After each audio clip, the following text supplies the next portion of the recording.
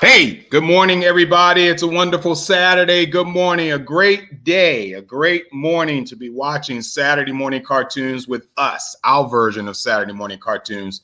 My name is Marc B. Lee. I am one of the co-hosts for Saturday morning cartoons, and along with my lovely co-host, Rose and Jerome Connor, we have a fantabulous show for you this morning. I know it's early. If you don't have your cereal, at least have some coffee or some tea. Personally, I don't think you're going to need it once you meet our guest. Rose, how you doing, darling? Hey, I'm doing great. Good. Hey. Jerome, how you doing this morning? A little soggy. You know, I don't want you guys to keep sending me these hurricanes. Well, you know, two of us live here in Florida, ladies and gentlemen, and the so-called hurricane / tropical storm Elsa that was supposed to be devastating our whole state last week. It did not happen, and I knew it. Look here. If it ain't a Cat 3, it ain't a storm. Okay, and the fact that we are totally and constantly inundated, all right, with perpetual sunshine, hurricanes, bad weather, flying squirrels or manatees. We love it. We're like, bring us more, bring us more, bring us more. Good morning to our cartoon crew. Everybody popped up this morning. Garrett, I see you in there. Sage, Cheryl, the rest of you guys, good morning. This is going to be a show that I'm not sure will be survivable by most of us. The gentleman in question, as you have been watching the advertisement throughout the week or a couple weeks or whatever, is totally psychotic. And I am convinced that some of you guys might be filing lawsuits against this network after you've spoken to this man. We right now I am disclaiming anything that this station, HWWS NBL Entertainment Group, is responsible for, because we are not. In fact, we don't have any money anyway. So have at it, whatever you want. I'm not responsible for this character that I'm bringing up on the screen right now. But if you just look at this face, you know that we're in trouble. You can tell that he's up to some shenanigans. Rose, your first time meeting this gentleman was basically last night. Yes, that's right. Audibly, of course, we had him on the phone, and we couldn't get him off the phone. But if you don't know the association of this face, then maybe you know this character here. If you don't know this character, shame on you, because now I'm about to tell you who this character is. This character, of course, is Courage, the Cowardly Dog. Okay, and it is a show that was broadcast on the Cartoon Network. Incredibly funny. I think it started back in '96. We'll ask him, and I think it ended around 2002. But you know, without any further ado, let's go ahead and bring up this guy who I think is incredibly funny. He's just super cool. We got to know him, and we're impressed. Ladies and gentlemen, without any further ado, I'd like to present to you Marty Grabstein. Just like Young Frankenstein, it's Grabstein and not Grabstein, right, Marty? It's fine, however you want to pronounce it, but generally it's Grabstein. Yeah, it's Grabstein. Yeah, I pronounced it right. I'm happy about that. I wasn't attempting to do comedy right out of the box, because you gave me such an incredible, Did you like that? I tried to throw I tried to throw in as many insults as I possibly could, but unfortunately. No, and just so you understand, I do appreciate that you saying that I'm totally psychotic. Because then when they see, that I'm just this guy, Well, your children weren't around to question, so I just made an obvious a visual and wouldn't question anyway. And experienced assessment on your level of. Oh, by the way, someone loves your hat.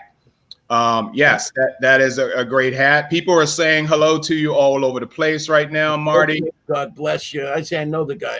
I know this guy. I know this guy. Yeah. Yeah. Let me tell you guys basically how this how this show's going to work. Okay. First of all, we're going to talk to Marty about his incredible vocalizations of courage.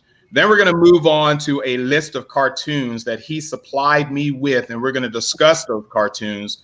Some of them are totally, I've never heard them before in my life, which goes to show you how old Marty actually is. And the others, he blasphemed because some of the cartoons he on his crap list are, you know, it's a testament against God. I'm telling you right now, Marty, for you to even put that on your list. So we're definitely going to challenge you on that. Welcome, Rose, Jerome. Yes. Say whatever you want to Marty. I don't care. He can't reach me from here. So hi, Rose and Jerome. Hi, good to see you guys. Good morning. Good morning. Yeah. Rose, have you heard of? And Rose is our go-to beauty when we are showing Saturday morning cartoons, guys. Our show is basically based on cartoons that you guys were. You were brought up on, and we try to stay from the year 2000 and below. I'm more of a 60s, 70s guy. Jerome, are you what? 80s, 90s, 2000s? 70s, 80s, and 90s, man. I just did it all. Yeah. And Rose, do you remember anything prior to having your bottom changed when you were born? Well, you know, I know my 70s cartoons, okay? I know a little bit of 60s because of UHF and, other television sources. So, I'm fully aware. I mean, now when you get back, you bring up some stuff that I've never heard of, okay? That this is true. But I know I have a good deal of knowledge. It's an educational show. Okay, yes, it is. and yes, there's going to be cartoons that people have never heard of before that we're going to present to you. And we have done shows in the past where, Jerome's did stuff on Disney. You've done anime stuff, and there are shows that I've never seen or heard of with the help of your lovely daughter, who is a big anime fan. It's like, but it's educational. It makes you want to seek out these shows and say, oh, well, that was pretty cool during Saturday morning cartoons. Let me kind of, go figure it out. Marty. Yes. So this, show you got hired for, Courage the Yes, sir. God bless. Yes. Right. It's an animated kind of horror, kind of stretches in the horror realm, the paranormal or the supernatural type adventures that you involve yourself with. But you live with an elderly couple in a farmhouse in the middle of nowhere. Can you explain this to the audience of what this premise truly is? Well, really, the premise is it's really so simple, and in a sense, and of course, the great John Dilworth, his very unconventional mind created this whole idea of Courage the Cowardly Dog, and it's just the idea that nowhere is kind of like anywhere, but essentially, like, here it is, this lovely dog who was rescued, as a pup, was abandoned and was rescued by this kindly woman who, takes him in, and her begrudging husband, that's Muriel and that's Eustace. You can see the way he looks at me. He doesn't like me that much, actually, Eustace, but Muriel does. But basically the idea is that they have this very idyllic environment, and yet there's all this space around it where all these crazy things can happen. It's almost like whiteness, and then you come in and fill it up with all kinds of crazy things. Basically, anything you want, any ridiculous idea you can possibly want is coming in, and often did. Very strange, very frightening, and the idea to somehow make you love this character, love his master, even love Eustace, who kind of hates him because you kind of just dig him, because you need somebody like that, I guess, in every one of these sorts of things. And then their battles against the force. They're so vulnerable, actually, to all these frightening forces. So I love it. And just the idea of horror amidst this fun little cartoon for kids. Well, you actually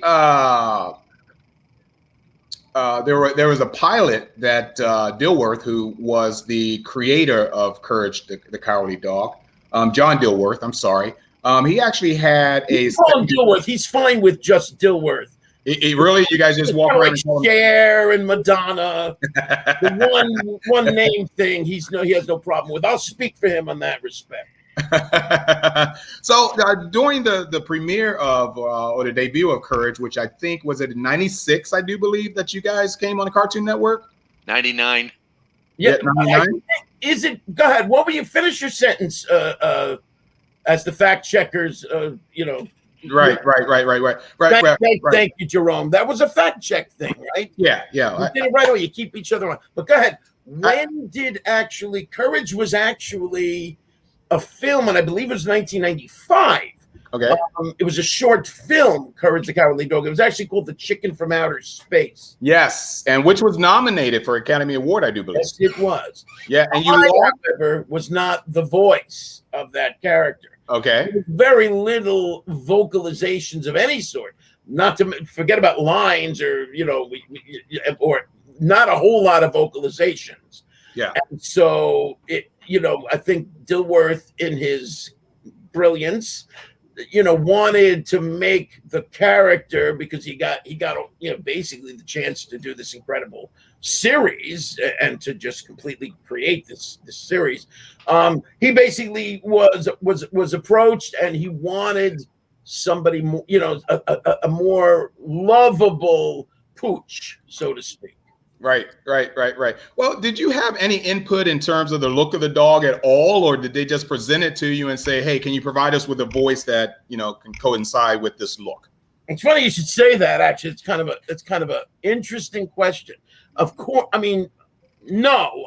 In other words, he basically had the look, because I wasn't around the dog basically looked like that in Chicken from Outer Space. But he did make little adjustments on it. And I certainly had something to say in how the voice sounded. And that was, I think, which maybe segues me into a question that you might have asked if I'd given you the chance. But, I went forward on this. You're okay with that. If I do that, you're okay with that, aren't you? I'm fine. I'm absolutely totally psychotic. That's what Mark said.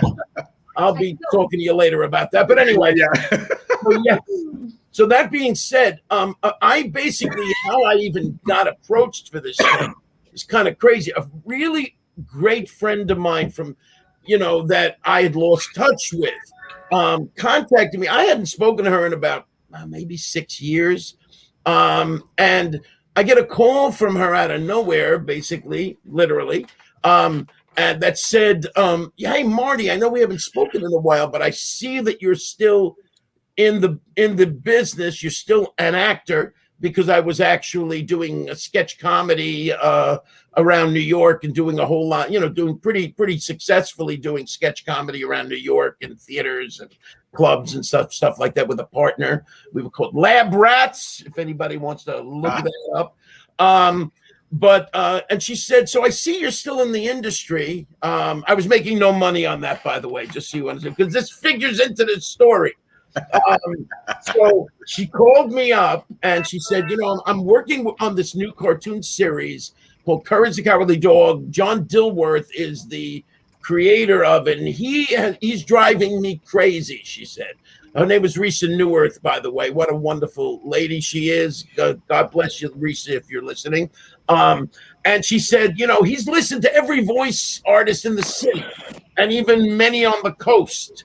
So he hundreds of voices over the last few months, and can't seem to decide about, what he wants and how he wants it done. So I figured maybe you, I may as well call you. You have an interesting voice.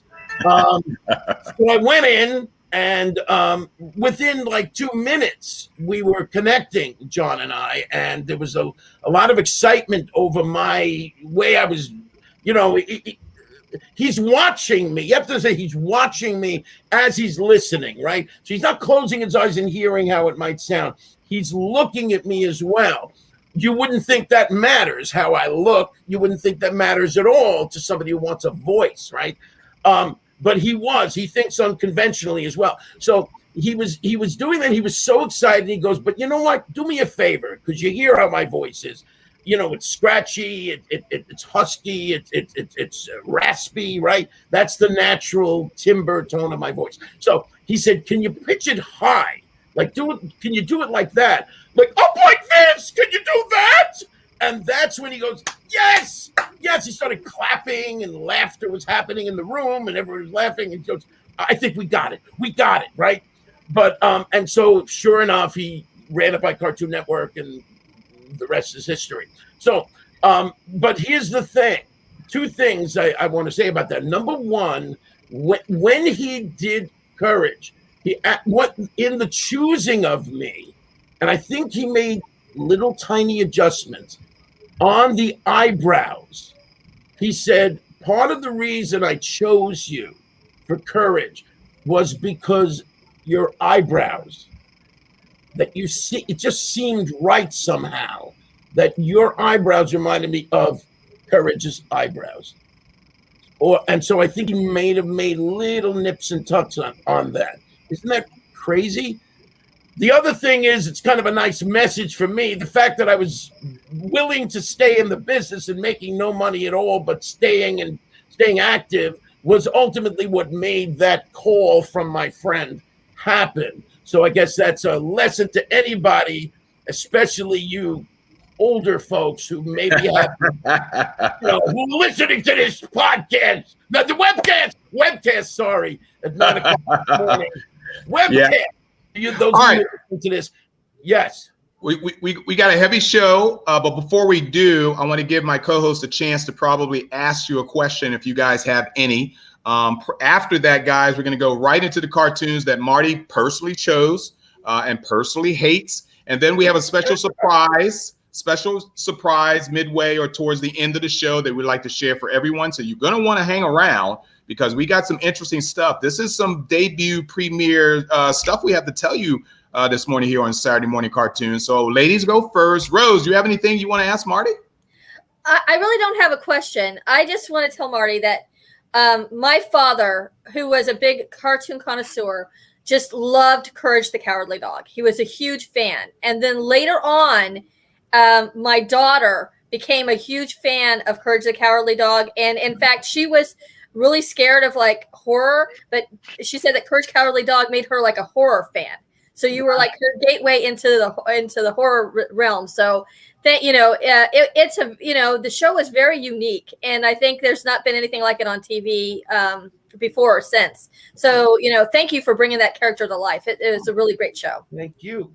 Awesome. Say hello to Dad. And what's your daughter's name? Rachel. Rachel. God bless you. Rachel, listening? Where is Rachel right now, Rose? Rachel is very tired. She was up writing all night, so she's a college student. In bed. Yeah, She's young a college adult. student. Yeah. Hi, How about you, Jerome? Anyway, she'll see that. Right. She'll see the show. She Yeah, will, definitely. Hey, Jerome, you got anything you want to share? Well, last night when we were talking to Marty, Marty threw down the gauntlet for me to do research. Uh-oh. And quite frankly, I feel I have to take up the challenge, So I have this question. Are you still driving a trolley, Marty? What? What? See, look, I got him. He didn't expect that question. Okay, hold on. In England, in Europe, basically England, a trolley is a truck. Here in America, a trolley could be, I hate to, go ahead and tell us, Marty. What's he talking about? I'd like to say, well, first of all, just so you understand something, I actually don't drive at all. So I can't drive a car, and I certainly couldn't drive a trolley. So that's number one. Number two, if I could drive a trolley, I never did. So is this an urban myth? That needs to be replaced. What is it on? What did you see that on? A couple of interviews you did. What's that? A couple of interviews that you did. No interview did I ever say I drove a trolley. Really? No. Okay. Well, there you go. If you look it up, you'll see it's listed. And you know what? My laziness did not allow me to fix that. But it's good to have this conversation, isn't it? Yeah. We love it. We like straightening out fake news. This is what we do. Yes, that is fake. We spew out the truth. It also says Wunderchosen is one of the things on my credits. Wunderchosen is by another Marty Grabstein in Germany, who I believe, interestingly enough, is in the tombstone business. And what is particularly important about that is that my name, Grabstein, actually means gravestone in German. Wow. Okay. Well, we know. What can you say? So I won't ask you if you know where Hoffa's buried. So we're good there. Hey, but we have a viewer. I'm gonna put this up on the screen. We have a viewer who just mentioned something, and it's a little bit of a salute to you, Marty. And James says, "I love Courage the Cowardly Dog. Besides the Wild Thornberries, Courage the Cowardly Dog is one of the few cartoons my dad loves to watch, and we love watching it together. I would love to get his autograph someday for me and my dad." Hey, James, you're talking to him, man. Why do you got a question for him too? Hi, Gwen. This is the daughter, Marty, of Jerome there. Hi, Gwen. How are you? Gwen, yeah. Gwen? Yes, you got it. How are you, Gwen? Good to see you. Hi, Marty. Has anybody told you how adorable you are, or is that too much? Answer the question. Do you have a question? Wait, it's okay. You know what? You are adorable. She's stymied by your beauty, Marty. You know, Daddy is adorable as you. Answer that one. Yes or no? Is Daddy as adorable as you? Hey, Jerome, repeat Marty's question to Gwen. Wait, Gwen, come here. What was the question again? Go ahead, Marty. I'll ask it for her. Is Daddy as adorable as you are? Is Daddy as adorable as you are? She says yes. Wow. Right. You know, that was a trick question, Gwen. You passed it with flying colors. I think the kid is under, some strict. Oh no, she was bribed. Yeah, that's okay. That up. She was bribed. That's it. He gave her a bowl of Cookie Crisp. No. I said she could have the iPad this morning if she, answered them properly. So off she goes. All right, ladies and gentlemen, we got a heavy morning right now. We're going to start off with this. Marty sent me a list of cartoons, like I mentioned already, that he claims he likes and that he claims he hates. Once we get to the hate section of this, a lot of you might end up tuning out, but believe me, we know that he doesn't really mean the hate word to some of these cartoons, because some of these are our favorites. But we're going to go ahead and show this one clip of Marty's choice, and then we're going to come back and we're going to discuss it real briefly before we go on to the next one. So, Marty, this is everyone's favorite, not specifically the clip, but the character in the clip. So this was a good choice on your part. Here we go. Let's all square dance. Places all. Bow to your corner. Bow to your own.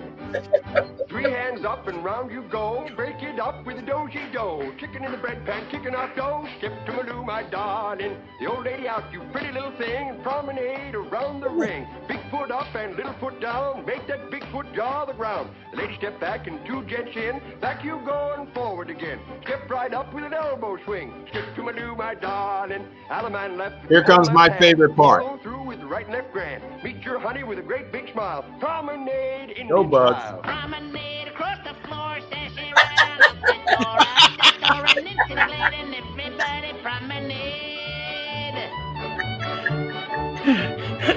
Right up, you're doing fine. I'll pull your bed, you pull mine. You get again, look at it before. Get up with the war.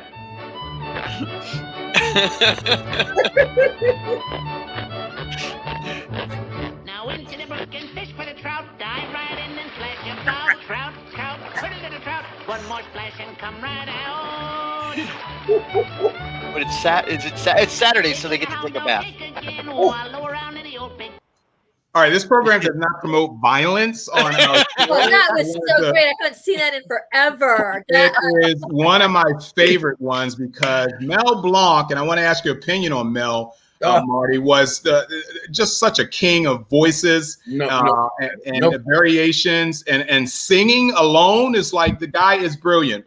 Give me your thoughts on that, Marty, if you don't mind. I mean, I don't know everything that's been said about Mel Blanc. I mean, I'll only echo them because nothing I could say can possibly, really say any more than this man was not only amazing for his ability to voice something and create not only a very specific decision on the sound of a character, but the comedy of a character, the basic, simple comedy nugget of a particular character, and do all of them. All of them. I agree. Listen, it's great. It's a budget person's dream. It's a producer's dream. Pay one guy to do all these things. He was amazing, just amazing, and he understood. I maintain, because they always talk about the Looney Tunes stuff, and one of the reasons I loved it is because as a kid, I think I was reasonably, as you say, that partially psychotic thing that you mentioned earlier. I was kind of a little bit more, I guess, enlightened, I believe, than many of my other compatriots growing up. And so that I loved this stuff. I liked it because there were wink, a lot of that stuff for adults, references for adults. It wasn't just, it was for kids, mostly kids watching it, right?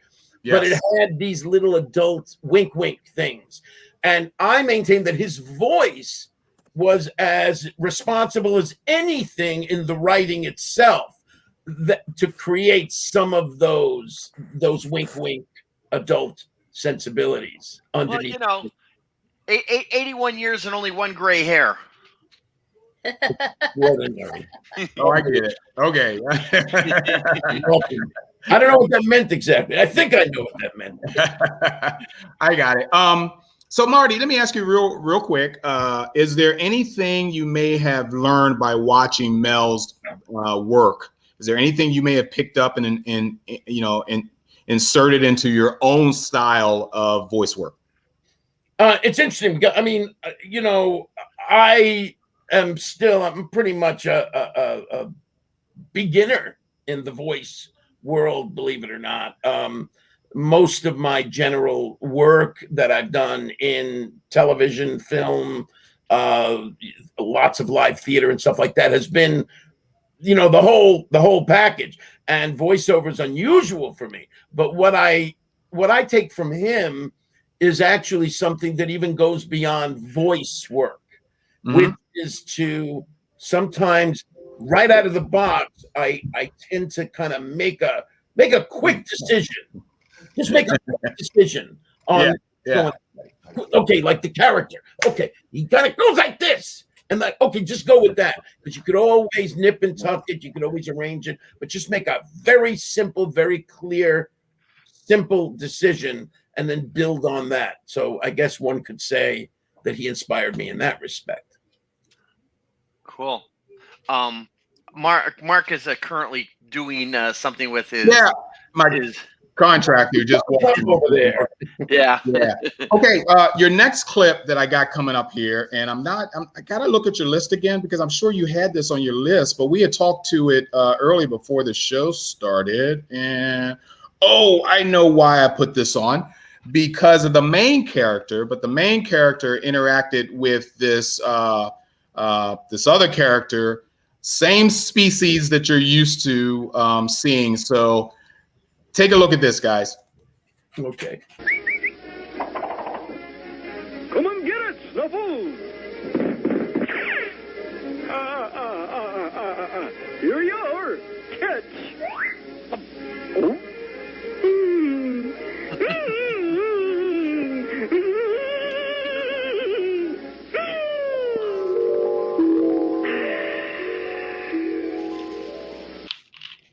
Right. So, Quick Draw McGraw is obviously a character that you put on your list here, but I just pulled this clip because of Snuffles the dog, because Right. So, what is it about Quick Draw McGraw that you like? No, it's so funny when you had me make that list. I can't actually say why I like Quick Draw McGraw. In general, and I may get some letters. The Hanna-Barbera stuff was not always my cup of tea, because I found it to be just a little bit more kid-like. And I guess that's why I kind of preferred the Looney Tunes stuff, because it was a little more of a bite to it. So, not that it wasn't good, but I did enjoy Quick Draw McGraw somehow, because there was a kind of silliness about the idea that he was this really nice guy who kind of did this, spoke like that. And he was actually had guns in his hands. He was a gun guy. Quick Draw. It was kind of silly, actually. So I just got a kick out of him in that respect. But it's so funny you said this to me in the pre-show that I didn't even remember their dog. I just remembered Quick Draw McGraw and Augie Doggy, and wasn't there Doggy Daddy too? Yes, absolutely. Augie Doggy and Doggy Daddy. Yes. A lot of dogs in this. Well, hey, I want to put this. I want to put this post up real quick that James Davies has just given you a really, really huge compliment, and I want to go ahead and put this up here since he's hanging in here pretty deep with a lot of questions, which is fine. He says, "Don't really have a question. Just wanted to tell him that because of Courage, me and my dad bonded even more. And for that, I'll always have a place for Courage in my heart." Holy crap, man. The dude's going to make me cry. That's this kind of stuff, Mark, it's just when I see this, listen, it was a job. It would paid me some good money, and it's kind of just was so wonderful, and I had a great deal of fun. But I swear, when I see people at comic book conventions, and I do a lot of conventions and such, The Enlightenment of Marty Grabstein sounds like a book title. Sage, God bless you. Anyway, as I begin to chatter on. But it really touches my heart so much when I see, the effect that this show and my character has had on people, and it really touches me a lot. And I just feel really good about that. People hug me, and, they're cry. They're just, there's just such a, when I see something like that, James, this is a wonderful thing, bonding with your dad. And, that means a lot to me. And it's just great. It makes me feel good that I've done something, in participating in this, I've done something that has really kind of touched people's hearts. And it means a lot to me. So. Good job. Okay, moving on. We just showed you guys Snuffles, which was Quick Draw McGraw's dog. You mentioned something about Augie Daddy and Daddy Doggy, and Augie Daddy. Oh, forget it. No way. Augie Daddy. I gave up. I quit. Okay. Augie Daddy, exit stage right. Stage right. Yeah. But your next cartoon is actually on my list of top cartoons when I was growing up that I watched. Particularly because of the music, along with Jetsons and Flintstones and Top Cat. You had Hoyt Curtin, the great Hoyt Curtin, who put together a lot of soundtracks for cartoons. And it's the intro to a show that literally gives you the premise of what the show is going to be about. And they do it to some really, really hip music. And I just so love this show, mainly because I'm bebopping in my house listening to music when I was a kid. Let's see if you guys remember this. This is one of Marty Grabstein's favorites. And here we go. Top Cat, the most effectual Top Cat, whose intellectual close friends get to call him TC, providing it's with dignity. Top Cat, the indisputable leader of the gang. He's the boss, he's a bit, he's a championship, he's the most tip-top, Top Cat.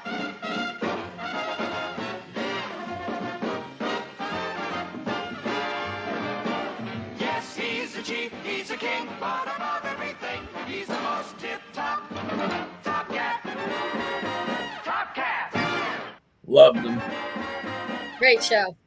All right, tell us a little bit about what you know about Top Cat there, buddy. Oh man, I just talk about the comedy of it. I just, you know, there was this little group of guys, you know, that each had their own special characteristics, you know, group of cats. There was a kind of a ballsiness to Top Cat, a real kind of, I don't, you know, I'm just gonna, like the way he strode into that restaurant, just sat down and ate, and confidently, like there was a fearlessness about him, and a little bit of a I'm gonna smack him in the eye kind of attitude, kind of thing. You know, he was kind of a badass a little bit. I loved that about him. Yeah, he had no respect for the police. He had no respect for the law. I mean, if all your police were like Officer Dibble, you wouldn't have respect for them either. I'm saying, thank God the police we have in real life are more respectful. It's amazing how you remembered the name of the officer. Dibble. That's right. There he Wow. is. And let's see if I remember all these names. I don't remember everyone's name. Got Benny the Ball. You got Fancy. You got Top Cat, and then Fancy is the guy with the scarf, right? And I forget the other names of the characters. Okay. But I love, like, look at this collection here. You know, it's just there. Each one of them had a really very specific voice, and it was just great fun. You know, I don't know anything about the history of the show. I've never researched it or anything. I just loved it. So you had Benny the Ball, Choo Choo, Brain, Fancy, Spook, and then there was Officer Dibble. Right. That's right. What did you say? Choo Choo, the Brain. The Brain is the guy in the purple shirt. Yeah, with the lab coat on, I think. Hang on a minute, I'll let you know in a second. Yeah. Well, anyway, while he's doing that, the cat with the purple T-shirt is the Brain. I thought. Okay. So. Okay. All right. So anyway, the personalities that you bring to your character, Courage, I mean, it says a lot. I mean, even with Top Cat, you had all of these characters in this, and each one had to have an individual personality. Right. How did you think of a personality for? I mean, they give you a script and they tell you to voice it. How did you figure out the personality? Was the personality described to you by the director or the creators? How did all of that work? It wasn't, like an exact science. It was pretty much that he, we knew that he was terrified of everything, right? Of everything, and very high, high tension, and, what do they call that? A type A personality? Is that part of it? Type A, yeah, sure. There was that, and yet somehow underneath there was a kind of wisdom, an ability to kind of scope. A lot of, I think, the moments that for me are really cool and courage, ironically, are the moments when I'm not speaking or not saying anything, but looking, like scoping out a situation.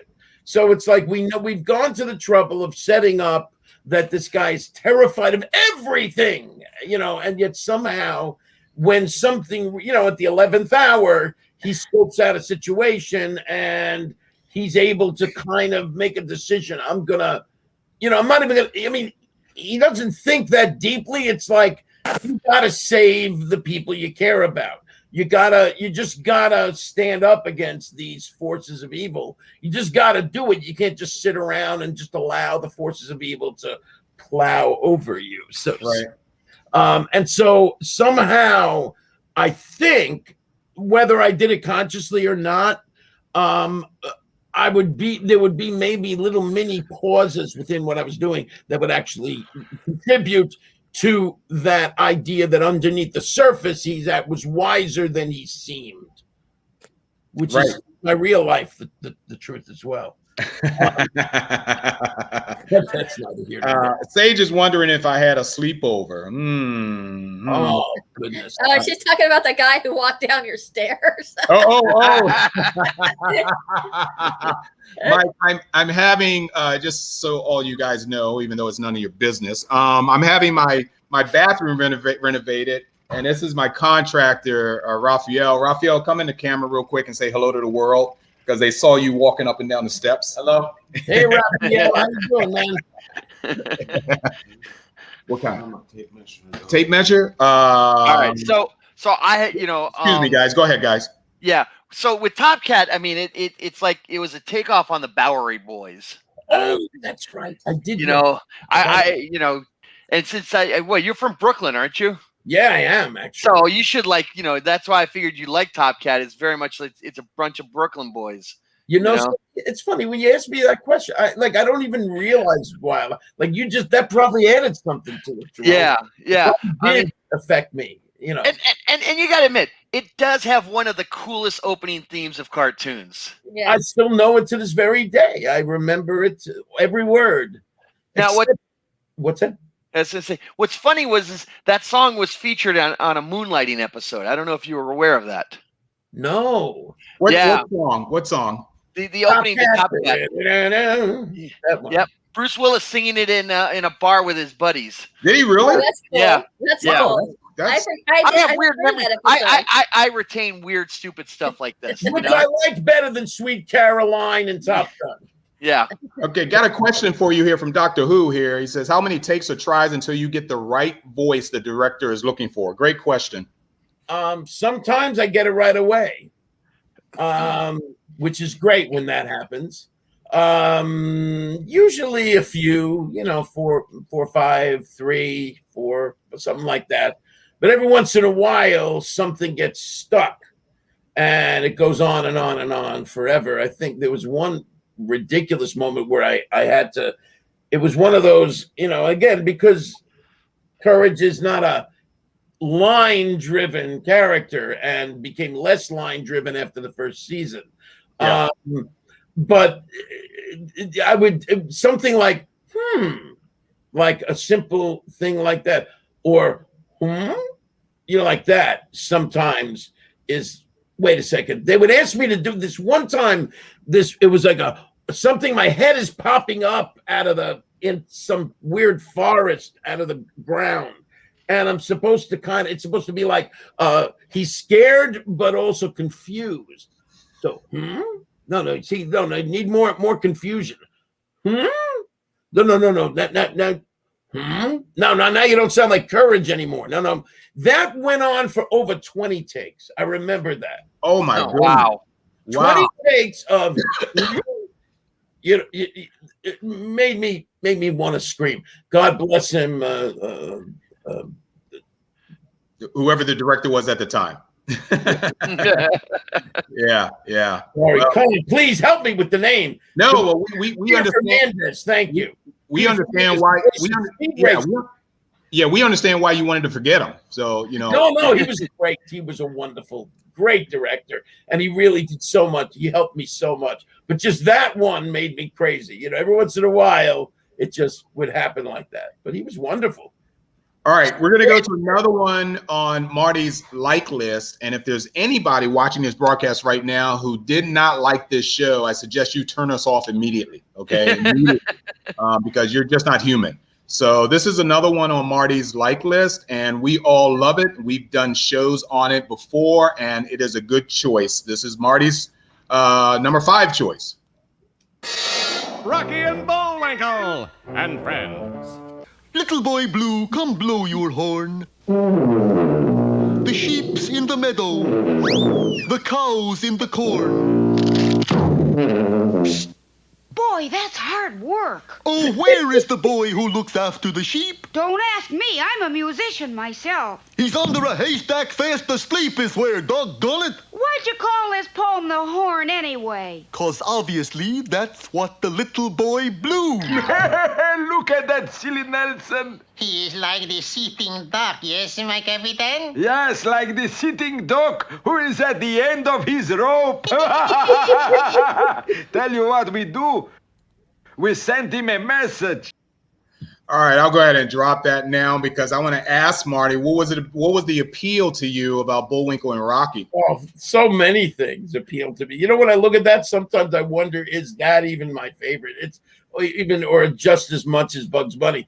First of all, it was it was just Bullwinkle was just the supreme doofus.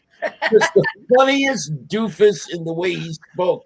He actually, basically pronounced his words very clearly, which made it even more doofusy somehow. We made sure to understand his supreme doofusness, but they're just in general, just funny. Look at those characters, or those pirates, or whatever the hell they were. Yeah, you got it. It Yeah, was very funny, but really, especially in light of the fact, I mean, Jay Ward's brilliance is the idea of what was going on with the Cold War and the fear of the fact that you had Boris Badenov and Natasha, these Russian spies. Oh, they weren't from Russia. They were from Pennsylvania. Pennsylvania. Yeah, right.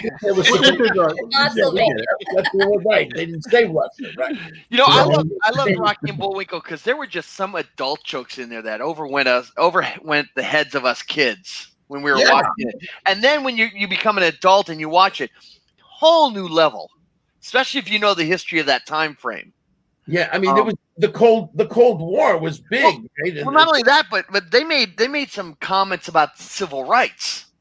Okay, yeah, there was one scene where they had this fine Kentucky colonel, looked an awful lot like a certain chicken guy, complained that they didn't like the title of Civil War because they just had a problem with that word civil. So hence it was going to be called the war between the states. And if you knew what they were talking about, you just got both jokes on that one right there, I think I need to watch some of these again. Yeah. They were.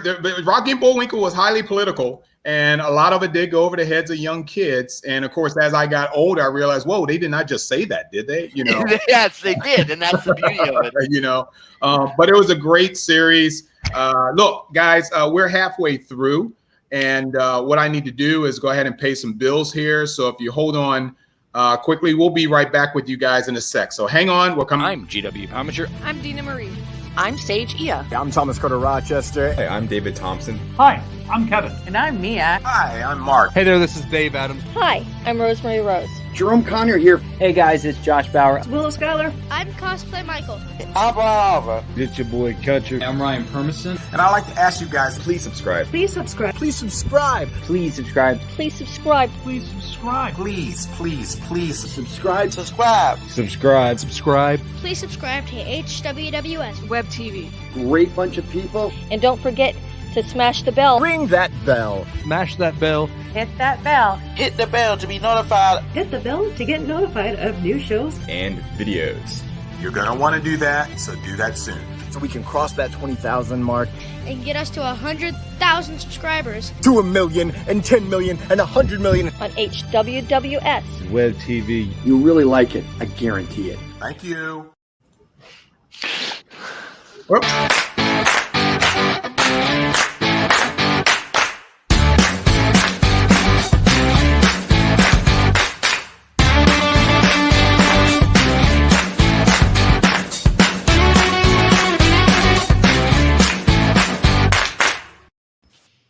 All right, we're getting down to Marty's negative list. Okay, to Marty's negative list. Oh yeah, this is what I've been waiting for. The first one. Before you say that, Marc, I just want to make it clear. My negative list did not mean I didn't keep watching them, by the way. This is the equivalent of all you people out there that continue to watch the Kardashians. Wait. I hate them. So these were your. But if the Kardashians are watching, you understand that I do indeed love you. Anyway. So Marty, so what you're saying is these were your rage, hate, failed watching because you just couldn't look away. It was like a car wreck, like watching the Kardashians. Yeah, he was a glutton for punishment. It felt like that a little bit. Or what else was I doing? Like what else? Was I doing? Well, it's probably only one on your list, and we're gonna one on your list that I disagree with, but the first one I'm about to show you, I've never heard of, I've never seen in my entire life. I have no idea where this came from. Somebody explain this to me, but obviously it's on Marty's, like I said, his negative list or whatever, his glutton for punishment list. Let's call it that.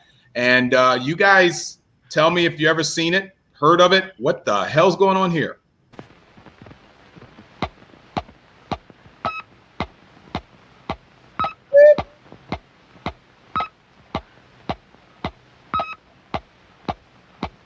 And now stand by for adventure. 3, 2, 1. In the exciting story of Colonel Bleep's arrival on Earth.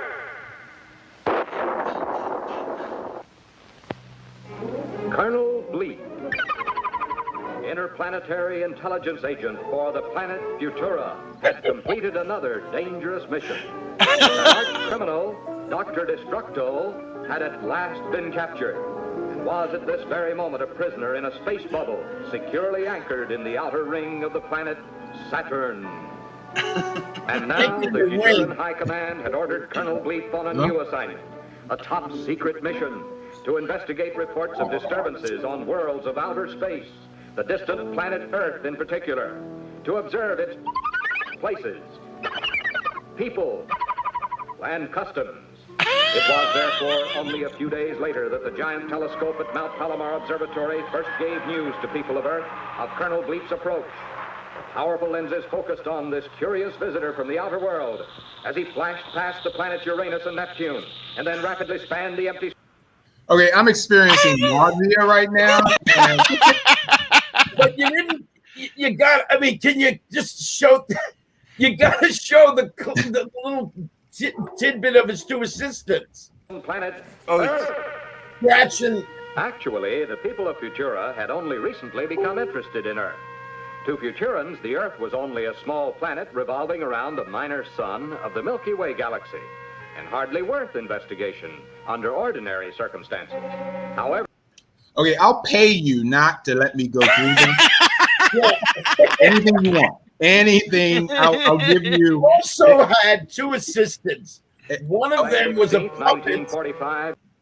Concern of the Futura, as you all know, there a puppet cannot talk for himself. Oh dear. He is filled with curiosity, as all boys are. And you all know the troubles curiosity can often bring about. Second, there is Scratch, an expert on the past, who, like other cavemen, should really have become extinct several thousand years ago. But Scratch fell asleep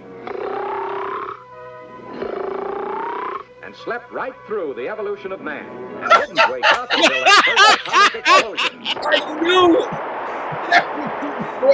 it! Blew him right out of the past and into the present. Scratch, like most cavemen, is...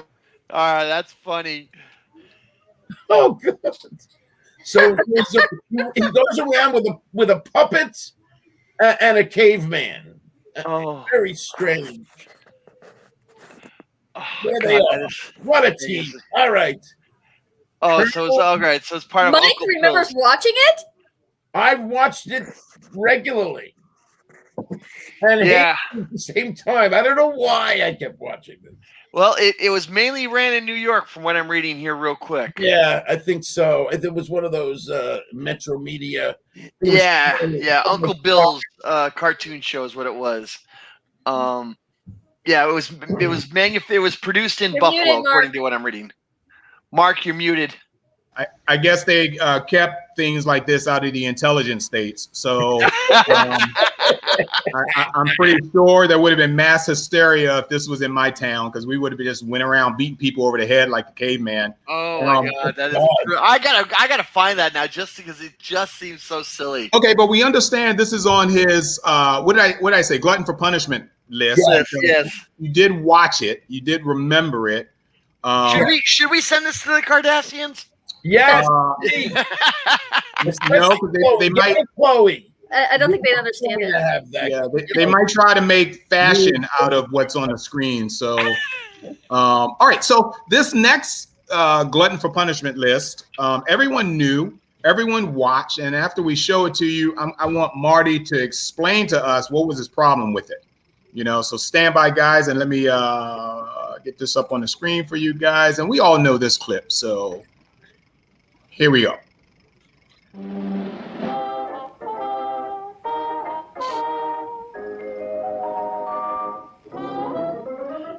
fix, the cat, the wonderful, wonderful cat. Whenever he gets in a fix, he reaches into his bag of tricks. Felix the cat, the wonderful, wonderful cat. You laugh so much your sides will ache, your heart will go pit-a-pat. Watch Felix, the wonderful cat. The whole thing, remember.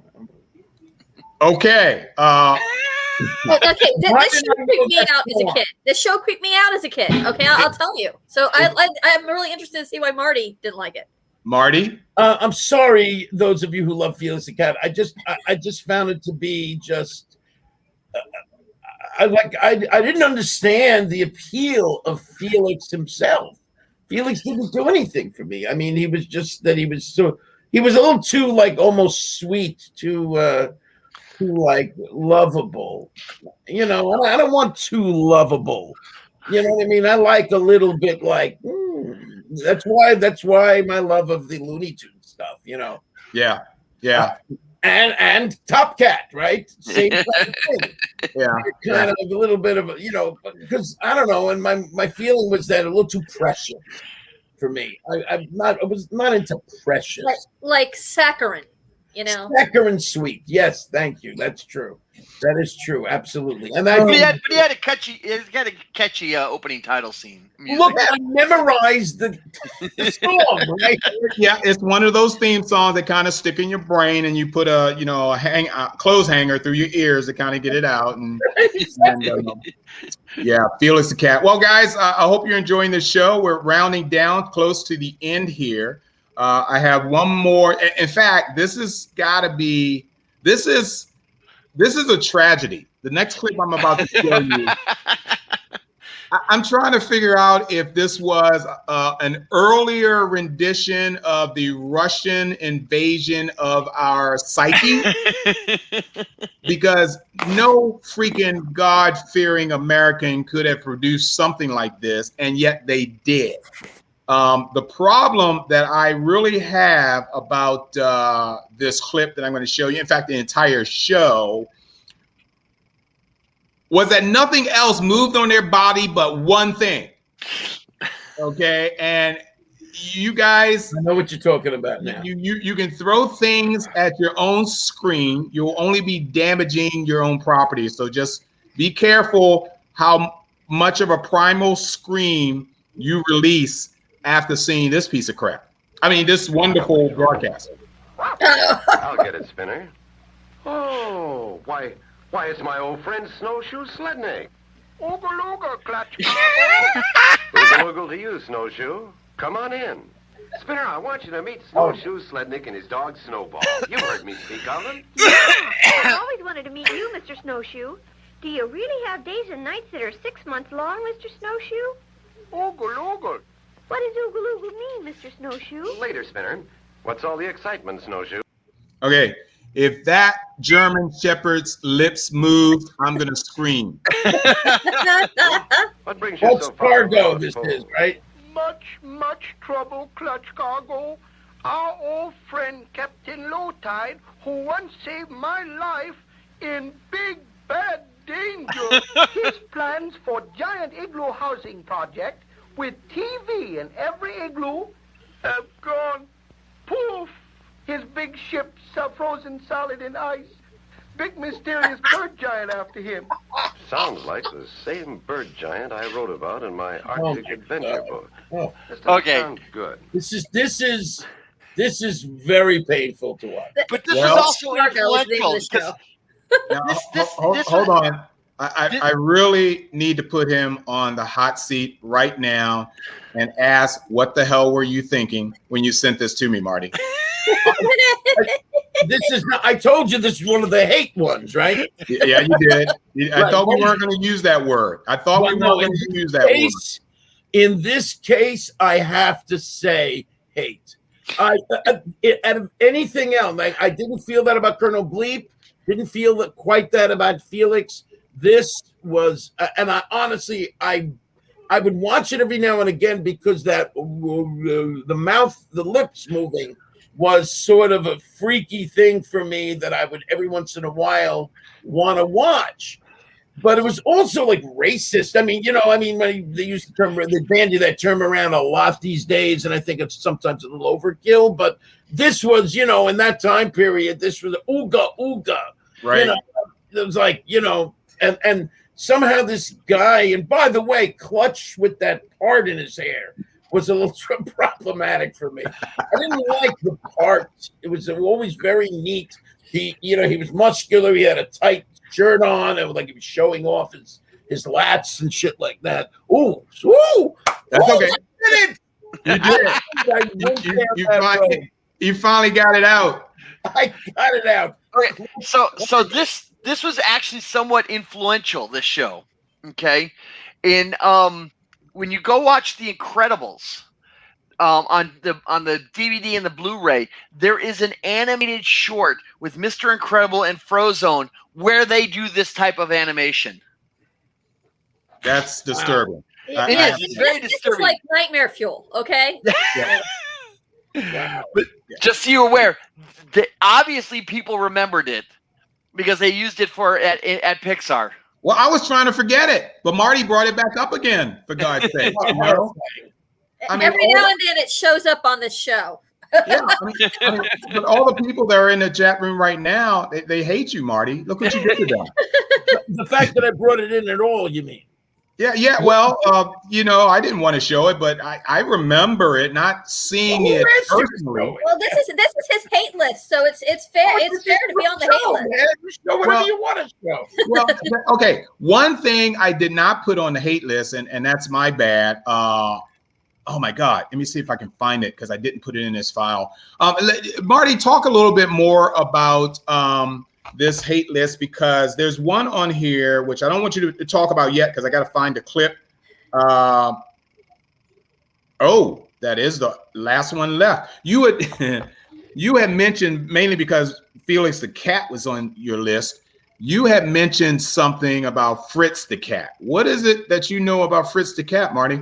Well, Fritz the cat was there was a movie by Ralph Bakshi, right, that was based on the R. Crumb comic strip, which was, of course, the Mr. Natural, all of those underground comics that he wrote with that really were very politically incorrect and dealt with a whole lot of marijuana infused visuals. I actually fell in love with that stuff when I was more of a early teenager, not with marijuana. It took me a while to actually get to that.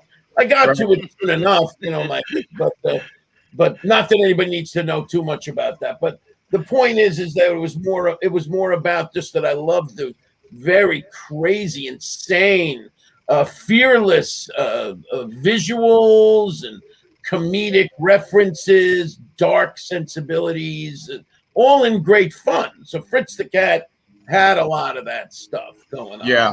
All right. Ralph Bakshi, I think, toned it down a little bit for a larger audience, which he wanted to do, really. Yeah.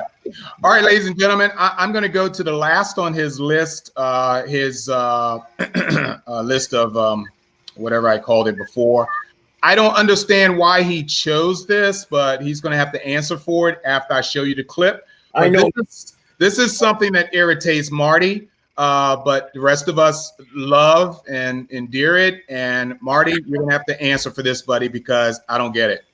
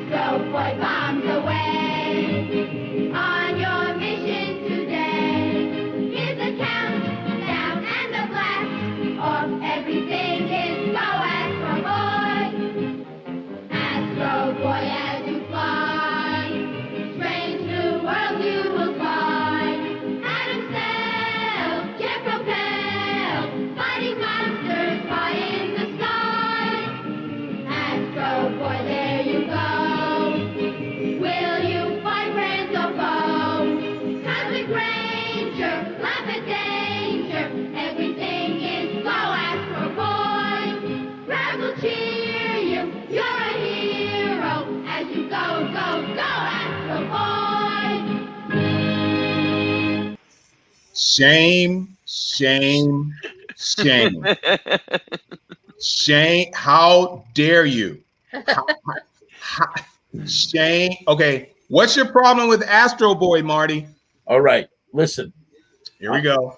Okay. I just want you to know there's something about human beings. I'm going to explain why, but I just want to say from watching that clip, is it, I think I must bow to the spirit that Marc is sending to me. I won't say this is a good thing to do. To kind of were all threats. They were all threats. Well, I don't know, and it's something I'm still alive. I'm here in my basement, but I do feel somehow that I spoke too harshly.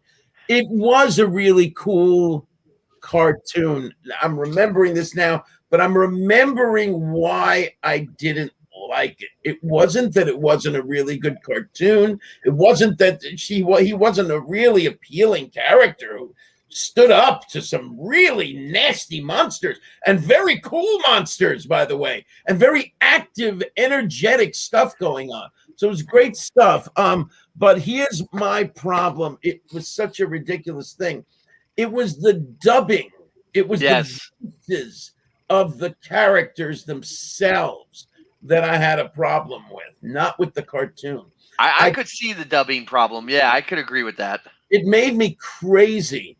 And I would also and it was one of those things where I don't know if I'm imagining it, but I would did I hear Japanese actors speaking in English? Did I hear that? I don't remember. Because it sounded like, okay, Astro Boy. There was that kind of I know Astro Boy, Dr. Elephant, and blah, blah, blah, blah. Astro Boy. I would hear that. So it sounded like slightly broken English, which made me a little crazy. Not only that, but the actual dubbing itself wasn't always great. How, as such a young boy that you were, could you criticize? I wasn't even paying attention to those kind of cartoons. You said to me, "Oh my God, psychotic." Perhaps this was in the morning stages of the psychotic sensibility. Okay, I get your point. I mean, this is why the brilliant vocalist you have become was based on you studying the voices of things, as you saw them when you were growing up. Thank you for giving me that credit. I'll give you that one. Yes, not necessarily the case. God bless you. Yes, that's exactly what Marc said is exactly true. It's exactly correct. I studied these voices to become a brilliant vocalist I am today. Yes. God bless you. Oh my God. Marty, the check will be sent to you shortly, Yes, we'll send you money. Very, very, very strange. Yeah, so that was irritating to me. So that was what it was. So for those of you Astro Boy fans, I'm going to do something now. Uh-oh. Not now the second, but I will watch some old Astro Boy cartoons to kind of reacquaint myself with and try to overlook the dubbing issue. Hey, I'm going to tell you, the old cartoons, yes, but as an achievement to, what Astro Boy brought to the Saturday morning cartoons audience, they did a film. I think it was Disney or Pixar or somebody, but they did an Astro Boy film, which I thought was brilliant. It was really cool. I thought, yeah. So still today, the sub and dub debate rolls on with current cartoons or anime. Absolutely, it's absolutely. I agree. Good point there, Dr. Who. Good point. You're right. Wow. Okay, ladies and gentlemen, New Line. It was New Line, Marc. It was a New Line film. Okay, cool. They did a great job. I really enjoyed it. So ladies and gentlemen, we're not done yet. In fact, this is what you should have stayed on for. You better call your friends and neighbors and anybody that you know. They really need to watch what we're about to present to you now. Marty and I'll give you a little history on this. When Gary Pomacher, the head of HWWS, introduced me to Mr. Grabstein here, Marty. The purpose was because Warner Brothers Studios, who I'm sure is watching this program as we speak, dropped something that I personally thought was a little premature. Marty and I had thought that it would have been nice if it would have been announced on this show at the time. Waters Under the Bridge was done and done. I'm not upset. But in total allegiance with Warner Brothers and Marty, we wanted to continue the marketing process of what it is we're about to show and tell you, only because I personally think it's too far out for people to actually remember what was dropped last month. Okay, I'm talking about the end of the month of June. And I think it just made our jobs a lot harder to try to keep it in the minds of those who are fans of both of these characters. My God, months away from when the actual public sees it. I just think it was a bad move on their part to drop it now, middle of summer. People are at camp, swimming, vacation, the whole 9 yards. And then when September 14th rolls around, people are going to go, oh yeah, I forgot all about that. But thanks to Mark Lee, Rosemary Rose, and Jerome Connor, who kept it in our minds fresh and fresher. Ladies and gentlemen, I want to bring Marty Grabstein up to the main screen and introduce something that's going to be happening. It's going to be fabulous. We are definite fans. We've done multiple shows just on this character alone. And then for something Warner Brothers decided to do and present to us September 14th, Marty is the man we mainly wanted to bring on today to tell the folks what is going on. Marty, I'm handing this off to you. Thank you so much for joining us for this show. Please tell us what the fans, the audiences have to look for September 14th of this year. Okay, so in case you haven't seen it, all over the place, that as I said, it's been gently released, and I'm very happy about this. It's actually a movie called Straight Outta Nowhere, Scooby-Doo Meets Courage the Cowardly Dog. There you go! It's there! It's there! Scooby and Courage together! It's unbelievable! Oh man, very excited about this. Look at it. It really is an idea whose time has come, and it's going to be released on September 14th in both DVD and in digital form as well. You'll be able to purchase it at all your various digital and I imagine rent it as well. However that whole thing works, I'm not always sure, the streaming and downloading, so you can do either one of those things at any of your retailers. So September 14th, it's being released. So very exciting that the folks at Warner's have provided us with a trailer to give us a look at how it goes, and very, very cool stuff. I'm very, very excited about this. First of all, the opportunity to bring back Courage, and also the opportunity to team up with one of the kings of popular culture, which would be Scooby-Doo, certainly. I mean, this is a king, 1969, beginning with that, right? So pretty amazing. So I'm very, very excited about this. Well, let me ask you a few questions here, Marty. Number one, how did this come about? Who put on their thinking cap and said, hey, I know what we should do. We should combine these two dogs together and do a movie. How did this come about? Well, honestly, I mean, I don't want to make it up. I don't know how it actually came about. I can only tell you how it came about, how I was approached. Sure. This is an idea that's been going around for quite some time. And by the way, let me also go on record as saying that I've been quiet about this thing for, up until the thing was actually released. The agreement was to not talk about it, so that when Warner is ready to release it and announce it, it'll come across real nice in that respect. So, but I've been hearing about this for the longest time, and it was all stuff made up on the internet. I've been hearing about Scooby and Courage reuniting for years. They've been talking about it.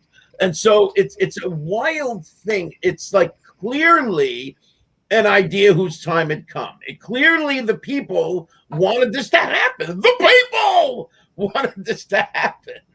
And so I don't know how it happened or what went on and, behind the scenes or any of that stuff. But I just know that I was approached by casting at Warner and, said we're putting together a meeting of the two universes, Scourge. I know how to say those words. Take 21. Courage and Scooby-Doo, and would I be interested in doing it? Like, well, let me think about it. Yeah, of course. And though, and just in case you were going to ask me a question, it wasn't like a done deal. It had been over 20 years, right? So they did need me. They said it's not an audition. It's not an audition, but you need to, we need to kind of hear a little bit of you doing the voice to make sure that you still have it. So I actually did have to do that, and I immediately got a response back. Great. Yes, of course you still have it. So yeah, you're in. And then there it is. And then went on from there. Very excited about this. We are too, as well. Crew, anybody got any questions you want to ask about this DVD, this release, this movie that's coming out September 14th, guys? Now remember, where are we? We're in July, August, September. So we got about 2 months, a little over 2 months before this actually debuts. So we're going to try and keep this rolling in the minds of a lot of people on social media. I would ask that all our viewers, if you would spread this around, we're going to show you the clip shortly. But we want you to spread this around and let people know that, hey, Scooby's teaming up with Courage. See, you got me saying it. Courage. And you need to go out and purchase this DVD because I'm sure it's going to be absolutely hilarious with this group of characters that we all love. We've done shows on Scooby-Doo, a number of shows. Jerome, you know how many shows we've done on Scooby-Doo?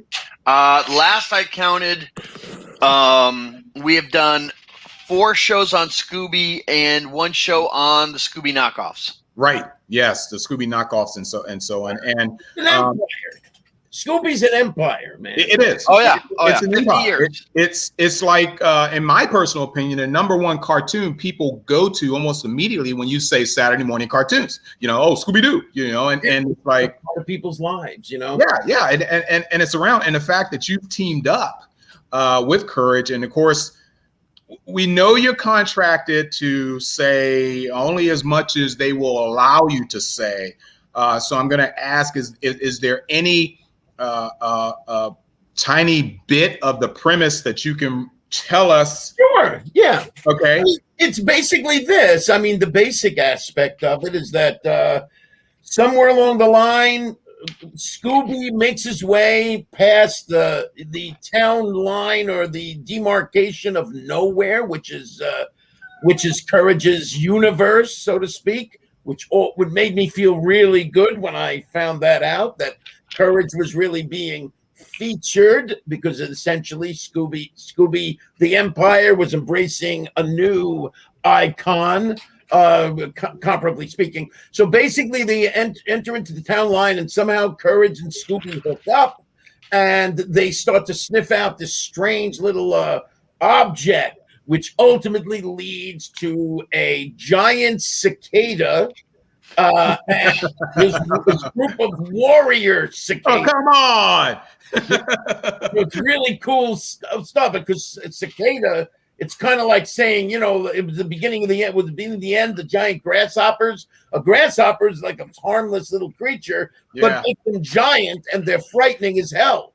So also the Night of the Lepus with the giant rabbit. Yes. I digress. Yeah.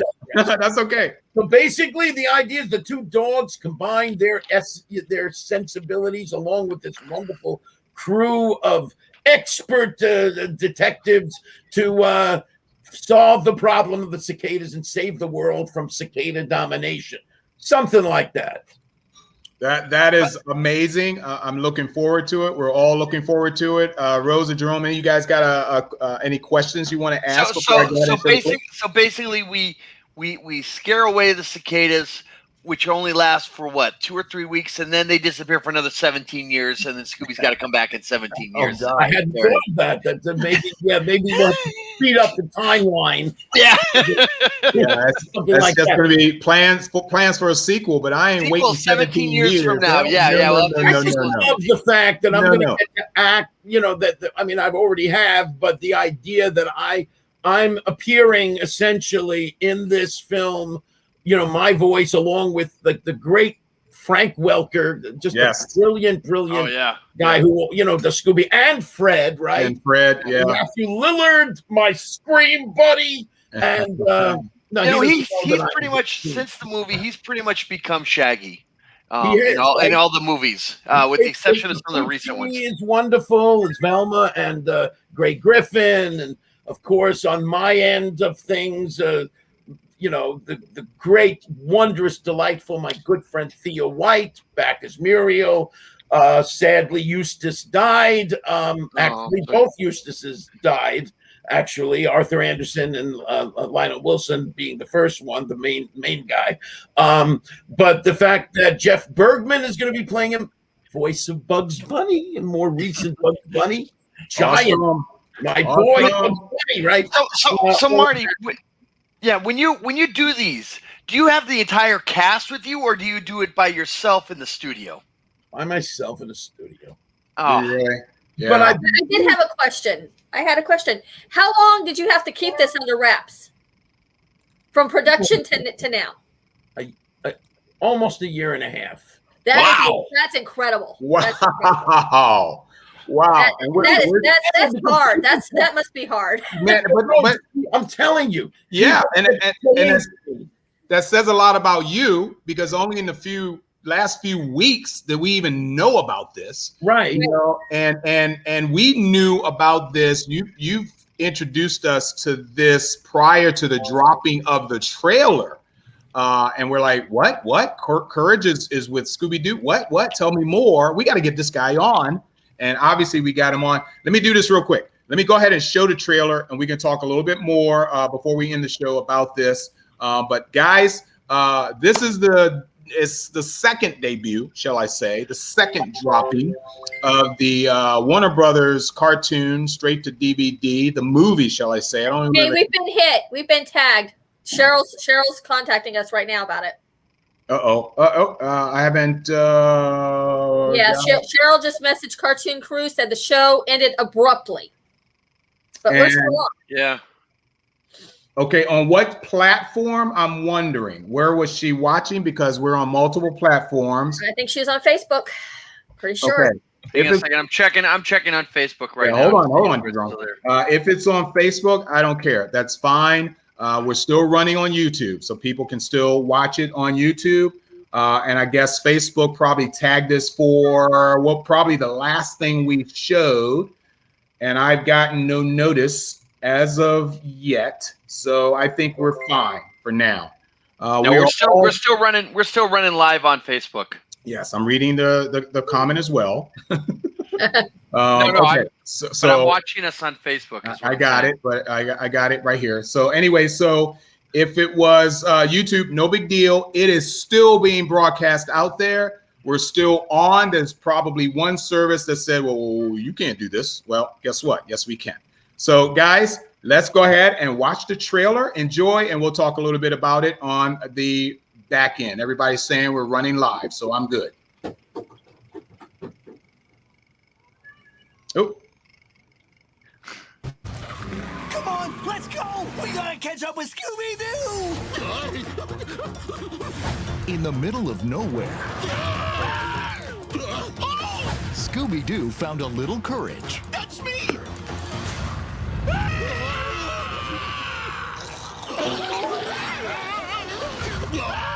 It's my friends. Oh!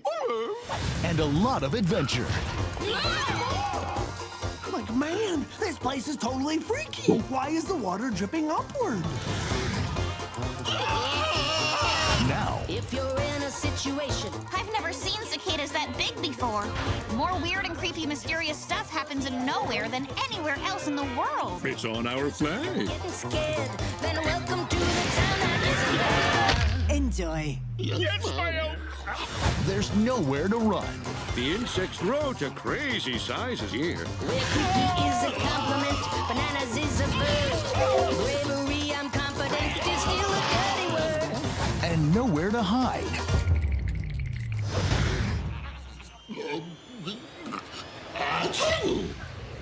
Gesundheit. Oh, thank you.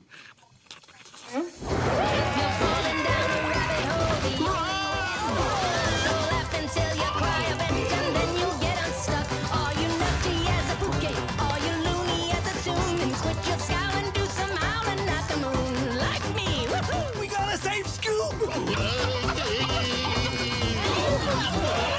Straight out of nowhere, Scooby-Doo meets Courage the Cowardly Dog. Woohoo! Jackpot. Watch the masters at work. Needs more mustard. Excuse me, must have been something I ate. Look for it on digital and DVD. I am so gonna love this. Marty, I have to applaud you. Thank you, man. Thank you so Listen, much. let me just make just a quick clarifying. No, talk as much as you want. Yes, just as regarding your concerns about being I just want to make that clear that when you said to me just before that I told you about something a couple of weeks before, well, you need to make it very clear that what I told you was not actually the specifics of what's happening, but that there's going to be very soon an announcement of something really cool happening Courage related. But And not that is- actually. And that is correct. And I That stand is, so just to make corrected. that clear, that is what we said. You together. did not violate any contractual obligations in Warner Brothers by revealing to anyone of what was coming. Thank you, sir. Yes. So And I'm wondering if perhaps that is what actually happened just now. No. It wasn't. But we're good. Everybody's saying we're still live. Everybody's watching. Everybody's got it. James is asking about MegaCon, which is our local convention. Yeah, here you in know what, Orlando. James? Yeah, can you talk to MegaCon, please? And let them know that I should be in it. And I think as much promotion as Marty can get out there on this would be absolutely fantabulous, because this is something that I'm hoping would get into the hearts and minds of everybody of quote unquote what's coming, what has already been announced by Warner Brothers. And I just think it's a fabulous piece of work so far, just from looking at the trailer. So I'm really looking You know what? This is going to bring Courage to a whole new generation. Oh yeah. Agreed. Right, And right, Rose? Yeah, You know, absolutely. I have to say, you know, I'm re-looking at the names of the people that you worked with on this, Marty, and I have to say I'm a fan of Kate's. Kate, I can't even pronounce her last name. Who played Velma? Oh, who played Velma? Yeah, I can't pronounce her name either. But you know what? You know what? This could be the doorway to possibly Courage coming back to television somehow. Oh yeah. Please. That would be really cool. There was a pilot for that to bring Courage back. I have a note about that. Yeah, well, they did a computer animation version of Courage as a pilot. I did the research for you, Marty. You told me to do research. Yeah, thank you. Yeah, that was 2014.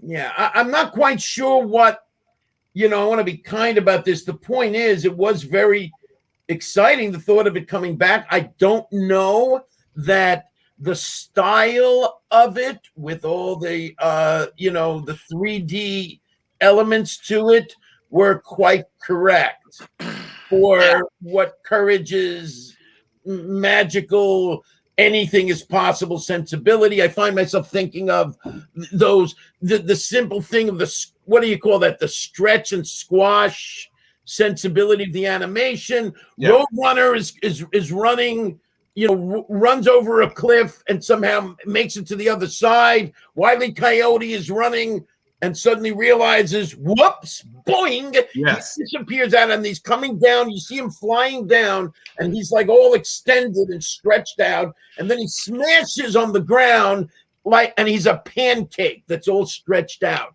So Yes. all of that is beautiful in 2D.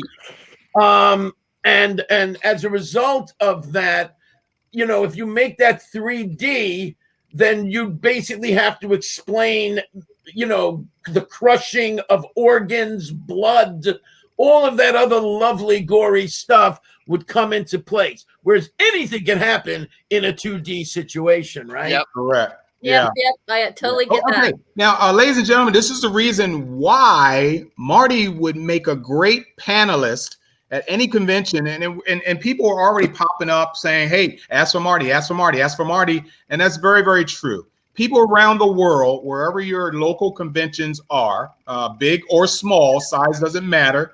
I think you really need to go ahead and put in a request for Marty's appearance at those conventions, because the convention organizers just got wind, maybe, of this movie coming out and the possibility of Courage being resurrected. And I think this is perfect timing for him to have yet another cartoon series, whether it's a Netflix cartoon series, whether it's a Cartoon Network cartoon series. HBO Max. I think they have the Warner Brothers. Don't they have the Warner Brothers? Yes, they do. They own all the Warner Brothers. Yes. Yeah, absolutely. And I honestly think that this is the time for you guys. It's perfect. It's a perfect storm right now for you guys to go ahead and rally for Marty. We're getting nothing out of this. We just happen to like the guy, and we take care of our friends on this show and off this show. So and we love Courage. Yeah. Yeah. Contrary to that, I will be getting something out of this. And our 20%. Yes, I get it. I Anyway, believe that's called a mortgage payment. Let me also say something about this. Just please. The idea of Courage coming back, there were concerns about perhaps we're living in a very sensitive climate right now, and Courage kind of was a little fearless. Hold on. What is this? And be sure to. Oh, got it. Anyway, I'm reading your comments as well. Yeah, I know you are. I know what you're doing. Yeah. Anyway, the idea of it, what we might be considered to be politically incorrect, some of the elements of Courage's characters, I think if done a little gently, but not pandering kind of thing to you're worrying, so much. I think Courage would work well now anyway, because the spirit of it and the essence of it, the idea of that this dog somehow faces his fear, is basically terrified of everything, and then at the 11th hour chooses to face the fear and fight through it and save the world, or his world as you know it. I think it's a wonderful thing, and that still holds true today, and people love the freaky, scary stuff even today. So I think it holds more truth now, because when Courage debuted back in '99, up until where we are 2021, leaps and bounds have occurred in terms of the psyche of not just young people, but everybody in general. This fits very appropriately in today's society. So I'm pretty sure that you're it's almost as if you never left if they brought your show back on and new storylines. There's so much story out there that can possibly into your show. I mean, can you imagine, since you're a horror-based, sci-fi-based kind of show, that you're out in the middle of nowhere and there goes Elon Musk's rocket in the distance, or we got Bezos's rocket going up in the distance. There's so much story that I think people can come up with for a new Courage series. So, and I also always felt that they never explored deeply enough into the microscopic world, and that somehow they get miraculously become like microscopic and having to face all the viruses and stuff. That would be interesting. Fantastic Voyage time. Yeah, it's an inner space kind of thing. But if we do Fantastic Voyage stuff, Marty's going to demand that he has to work with Raquel Welch. That's all there is to it. No. That's my baby. Nobody goes near Raquel. I imagined her in my mind as a cartoon character on this show already. I see it. Just drawn badly. Character gets rid of Jessica Rabbit in a hair's breadth. Bravo. Speech. Bravo. Yeah. Ladies and gentlemen, guess what? We did 90 minutes, a little more than 90 minutes. Well worth it. This guy could probably go on for another couple hours. But we won't let him because I have to see Black Widow today at noon, and you're kind of holding me up right now. This gentleman has been utterly incredible. The fact that we fit him in, and I want to preface this like we do each and every show. If you have a series of cartoons that you like, if you have one cartoon that you like, and you want to be a co-host, basically what Marty has been doing during this show, you want to be a co-host on your show and talk about your favorite cartoons, please hit us up. We'd be glad to have you. All we need is a list of cartoons, preferably a maximum of 10 cartoons that you're interested in showing, and we'll have you on the show. We'd love to have Marty back. With, yes. Please come back. A better negative list. I have more questions. I have lots more questions. Yeah. And if he had a better list of negatives, Astro Boy, how dare you? Did I not come back right on the show? Hold on for a second. But you dissed Astro Boy. That's like kicking a puppy. Okay, you don't do that. So saying you're sorry isn't good enough? No. What do I have to do to right this wrong? No, because this is Saturday Morning Cartoons. It's things we remember, Marty. It's things we remember. You're choosing to remember that I didn't like it, not that on cartoon in front of all kinds of people. It's too late. It's too late, Marty. I got your list in writing, dude. Okay, I'm just telling you.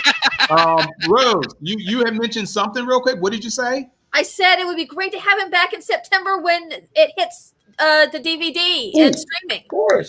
Hey, Marty. I'd love to have you. That would be a great time to come back. Hey, Marty, do me a favor. Yeah. If you can, and just put it in your head. Remember, if there's anyone from the cast of that movie that you can suggest that they make an appearance on this show in the morning. And I know LA would probably be kind of tough because that's 6, but we can always pre-tape a show. Yeah, absolutely. On and then show it during our regular time. If there's anyone that that could help promote this closer to, now we can talk about closer to release time. Yes, absolutely. Then. Yeah. So yes, I will. I'm happy to mention that, and I'll mention it to the team, to the PR team that's been graciously working with me. Alex and Inez. I think Alex is watching this. Inez might still be sleeping. It is early. I can't believe Alex woke up so early. They can watch it. They can watch it again because this is all taped. Did she even go to sleep? That's the question. Because of how early it is. Well, what do I know what Alex said? Just business. Did she go to sleep? Did she have a cup of hot cocoa? Whatever it is. But now that you and especially Alex has seen the style of our show, it's very loose. It's very, funny. I think it's funny. These guys are funny. And we put out information, and that's what people like to see in entertainment television. If you can convince anyone to come back, and if guys in the room here everybody wants to say thank you anyway to you. So that's yes. And yes, he doesn't just do voice work. He's most excellent on an episode of The Blacklist, which I missed, and I like The Blacklist. So I don't. Well, just a little trivia note. Marty's been on 3 separate Law and Orders. 4. 4? I only saw 3. Okay. Wait a minute. Not as a victim, though, right? Not as a victim, right? Never as a victim, but I've been on regular Law and Order, Special Victims Unit, Criminal Intent, and also very briefly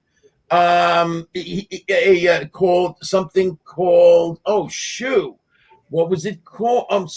You were on the original. You were on Criminal Intent, Special Victims Unit. I didn't see another one on your IMDb list. They might not have mentioned it, but there was a 1 season only where they did this thing where they were using young lawyers and stuff. And that was in that character. Oh, Conviction. Okay. Conviction. I thought they were choosing you as one of the young lawyers. They should have. Also, third watch. I mean, a whole lot. I just let me do a personal. Can I do a personal plug? Hey, Mark, what are you doing now? You can plug any. You can plug anything. Gotta wait for Black Widow. Wait 1 second. A big personal plug. All right. So just now, I produced a short film, which basically is a fictional, but kind of based on the essence of a day in the life of Hunter S. Thompson.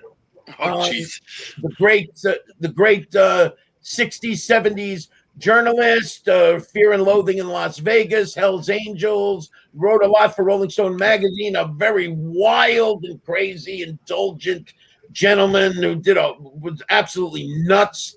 And so I played Hunter S. Thompson, albeit a much larger version of Hunter S. Thompson.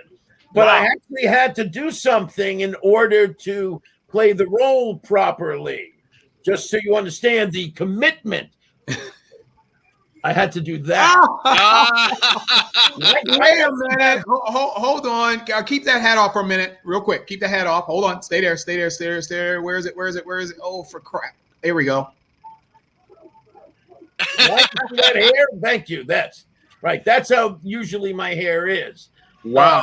Give or take a few follicles, but generally speaking. So I had to do this, and actually I shaved it all the way back. It was completely bald, and it was longer on the sides and in the back, but just recently I had this so it would catch up to the rest of it coming back. It's coming back, right?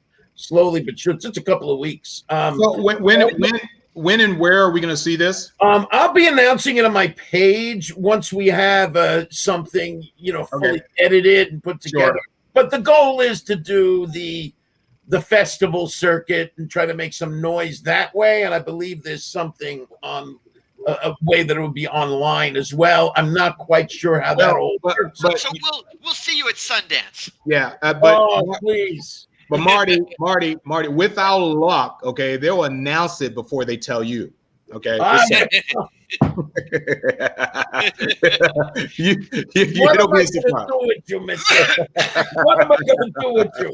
Anyway. Man, we love you so much, and we can't wait if we can kind of prematurely have a commitment from you for September, close to release time.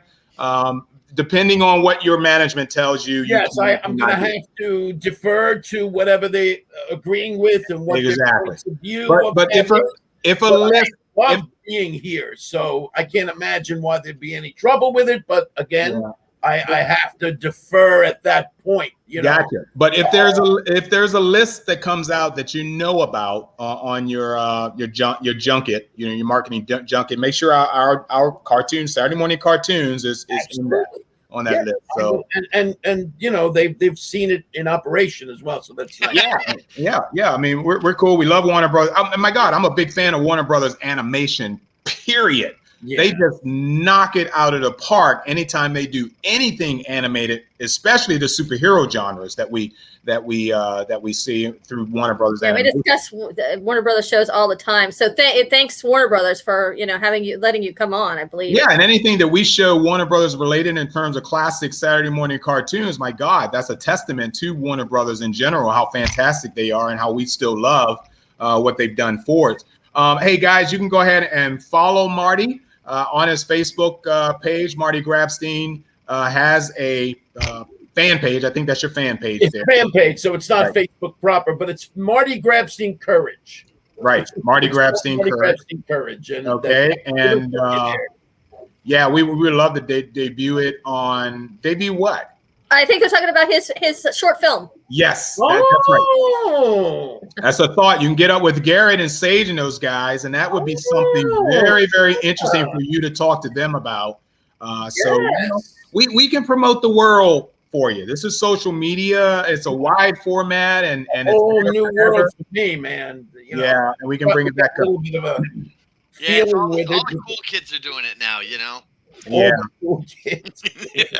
Hey guys, this is Saturday morning. Marty, hang around. Don't go offline yet, but we're going to go ahead and close the show out. I want to thank everybody for joining us for this morning. We really appreciate having Marty as one of our.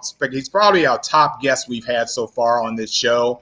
Very entertaining, very knowledgeable, and he had, stuff to show. So I love that. Saturday morning cartoons every Saturday morning, 9 a.m. Guys, bring your cereal, stay in your pajamas, wake up, come see us, Daffy, Daffy Duck, Herculoids, Space Ghost, Johnny Quest. We're into all kind of that stuff. So check us out. Whoa, actually, we're off next week. So see us in 2 weeks. That same week, we'll have Classic Television SmackDown on Friday nights and then Saturday morning cartoons the next day. But next week, we are off, and we're going to see you guys. So thank you for everything. Hang in there, and we will talk to you guys soon, where we will. Great show, Mark. Thanks again, Marty. All right. Love it that weekend, quote unquote, draw a crowd. So this is cool. So stand by.